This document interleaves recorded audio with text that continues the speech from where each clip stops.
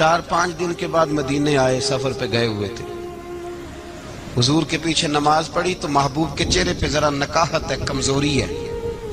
حضرت بلال کو ملے، کہنے لگو بلال میں 4 دن باہر رہا ہوں، حضور کے چہرے پہ کمزوری کیوں ہے؟ جناب بلال کہنے لگے جا گھر جا کے پوچھ لے۔ کہتا میں نے دروازے پہ دستک دی، سیدہ عائشہ صدیقہ اندر سے بولی کون ہے؟ میں نے کہا اماں جی غلام ہوں عثمان، میں 4 دن کے بعد آیا ہوں تو چہرے پہ بڑی کمزوری ہے۔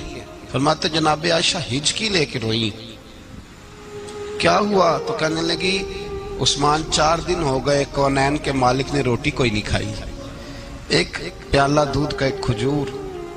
حضرت عثمان غنی رضی اللہ تعالیٰ کا اماں جی آپ پردے میں نہیں چلی جاتی؟ شہزادہ توڑے گئے، گھر سے اناج کی بوری کندھے پہ رکھی، ہر چیز اٹھائی، غلام کہنے لگا مجھے دے دو، 20 نوکر ہیں گھر میں۔ فرمایا نہیں یہ میری ڈیوٹی ہے، میں نہیں کرنی۔ عثمان خود گئے، رسول پاک کے گھر میں جھاڑو دیا، چولہے میں آگ جلائی۔ حضرت عائشہ کہتی ہے میں پردے کے پیچھے سے دیکھ رہی تھی، جب عثمان پھونکے مارتے تھے تو داڑھی سے دھواں نکلتا تھا، پھر عثمان جس نے پانی کا پیالہ بھی خود نہیں پیا تھا اس نے سالن پکایا، پھر روٹیاں پکائیں تو ہاتھ جلے، کھانا پکا کے اور دسترخوان لگا کے مسجد میں حاضر ہوئے۔ کہا محبوبہ اگر مہربانی کریں تو گھر نہیں آتے؟ حضور تشریف لائے، اور جب پہلا لقمہ تن تندور ہڈاں دا بالن تے اسی ہاواں نال تپایا، کپ کپ مکھیاں پیڑے کیتے، اتوں عشق پلیتھن لایا، تن دی ہانڈی من دا سالن، اتوں لون صبر دا پایا، غلام فریدہ میں ساری تیری، تینوں اجے یقین نہیں آیا؟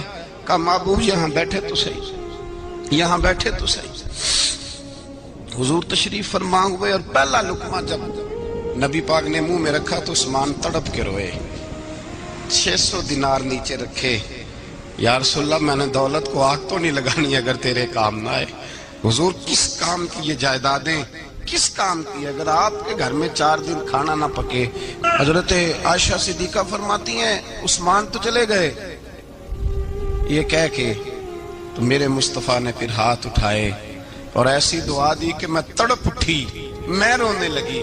حضور نے جھولی اٹھا کے کہا اے اللہ میں عثمان سے راضی ہوں، تو بھی میرے عثمان سے راضی ہو جا، اے اللہ میں راضی ہوں تو بھی راضی ہو جا۔ اور بھائی یہ درد، یہ ذوق، یہ مزاج، یہ انداز، یہ حضرت عثمان غنی کو اللہ نے عطا فرمایا۔